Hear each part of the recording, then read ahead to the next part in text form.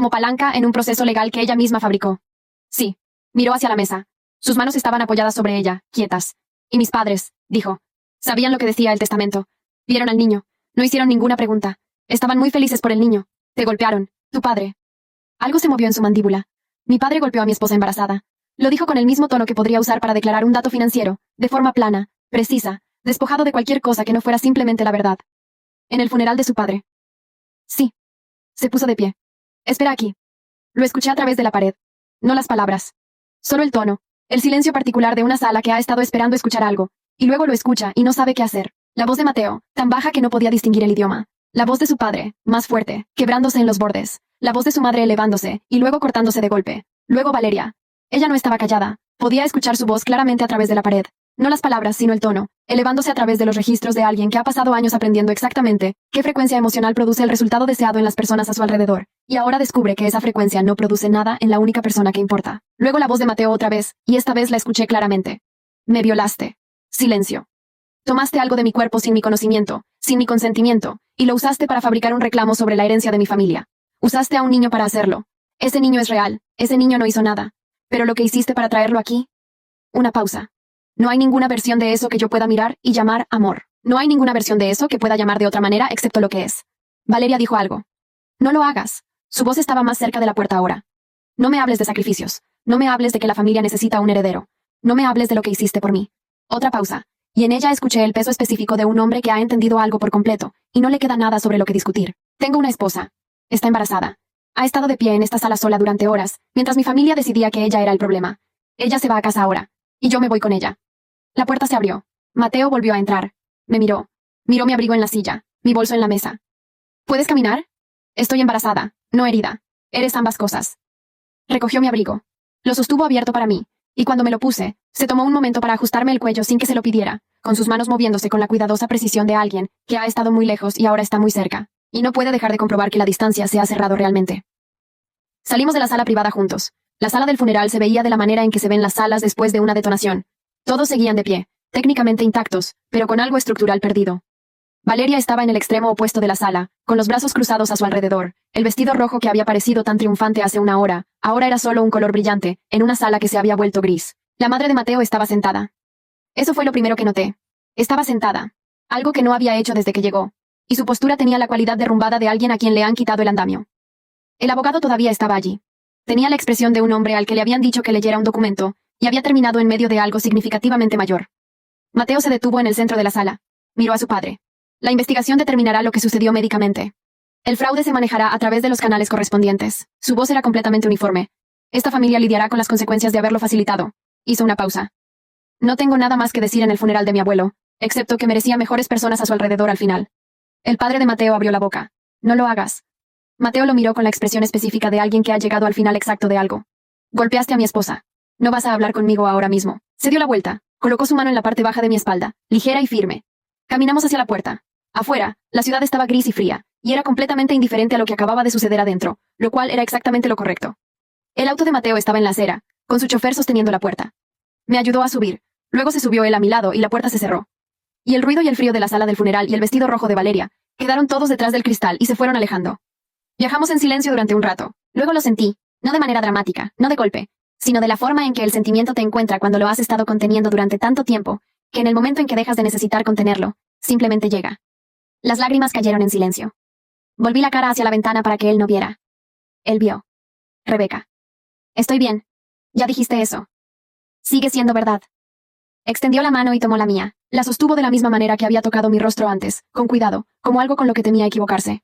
No dijo nada durante un largo momento. Afuera, la ciudad pasaba de largo. Debería haber estado allí, dijo finalmente. Las palabras fueron muy silenciosas. Debería haber estado allí antes de que llegara a ese punto. Debería haber... Se detuvo. Te dejé en esa casa. Con ellos. Mientras ella estaba... No terminó. No lo sabías. Debería haber prestado más atención. Debería haber... Una pausa. Debería haberte protegido antes. Las palabras cayeron con el peso específico de algo honesto, insuficiente y completamente sincero. Lo miré. A su perfil contra la ventana, el agotamiento en él, las líneas de expresión que no estaban allí hace 3 años. Estás aquí ahora, dije. Se giró para mirarme. Lo que sea que hubiera en mi rostro hizo que algo en el suyo cambiara. No me voy a ir a ningún lado, dijo. Nunca. ¿Entiendes eso? Lo entiendo. Bien, apretó sus dedos alrededor de los míos. Porque necesito que de verdad lo creas, no solo que lo escuches. Los meses que siguieron fueron silenciosos de la manera en que sigue a las tormentas.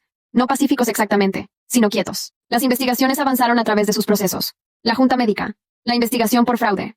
Los abogados de la herencia que descubrieron que el testamento contenía condiciones específicas, que Valeria, a pesar de su cuidadosa planificación, no había tenido en cuenta. Ella había planeado para la paternidad. No había planeado para los requisitos de consentimiento.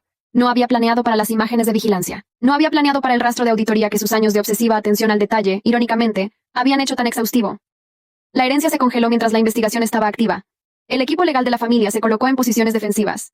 Los titulares fueron del tipo que persiguen a las familias ricas en cada sala a la que entran durante los años siguientes. Valeria había querido ser vista. Había querido el triunfo de ser elegida. Había querido que el mundo la mirara y viera a la mujer que, contra todo pronóstico, le había dado el heredero a la familia más rica del país. El mundo la miró. Vio algo completamente diferente. Era imposible deshacerse de Mateo. Esta es la única manera honesta de expresarlo. Siempre había tenido la cualidad de un compromiso absoluto con cualquier cosa que hubiera decidido que merecía toda su atención. Era lo que lo hacía aterrador en los negocios, y ocasionalmente agotador en la vida doméstica. Y al parecer, había decidido que aquí se requería toda su atención. Aprendió a preparar la sopa que me gustaba, esa con jengibre y soya oscura. Al principio mal, luego menos mal, y después de manera pasable a lo largo de 6 semanas de obstinada repetición. Aparecía en cada cita médica, como si hubiera despejado su agenda, eliminando la agenda por completo. Dormía en su lado de la cama, y no de la manera eficiente y profundamente dormida en que solía dormir, sino de la forma más ligera y alerta, de alguien que estaba atento a escuchar algo incluso en las horas en que no hay nada que escuchar. Dejó de recibir llamadas después de las 7 de la tarde. Esta no fue una conversación que tuviéramos. Simplemente se detuvo. Y cuando lo noté, me miró con la expresión de un hombre que encuentra la pregunta ligeramente desconcertante. «¿Estás aquí?», dijo. «¿Por qué estaría en una llamada?». La noche en que llegó la bebé, había una tormenta afuera, de esas que hacen vibrar cada ventana del edificio, y llenan la oscuridad de sonido. Mateo se sentó al lado de la cama del hospital, y sostuvo mi mano durante todo el proceso sin quejarse, sin revisar su teléfono, sin hacer nada excepto estar exacta y completamente presente. Cuando nuestra hija fue colocada en sus brazos por primera vez, él se quedó muy quieto durante un largo momento. Observé su rostro hacer algo que solo le había visto hacer un puñado de veces. Se mostró completamente desprotegido. No suave exactamente, solo abierto. De la forma en que se abre una puerta después de haber estado bajo llave durante muchísimo tiempo. Me miró por encima de su cabeza. No dijo nada. No era necesario. Nos fuimos de la casa familiar. Eso quedó claro desde el principio. Ya no era un hogar, si es que alguna vez lo había sido por completo.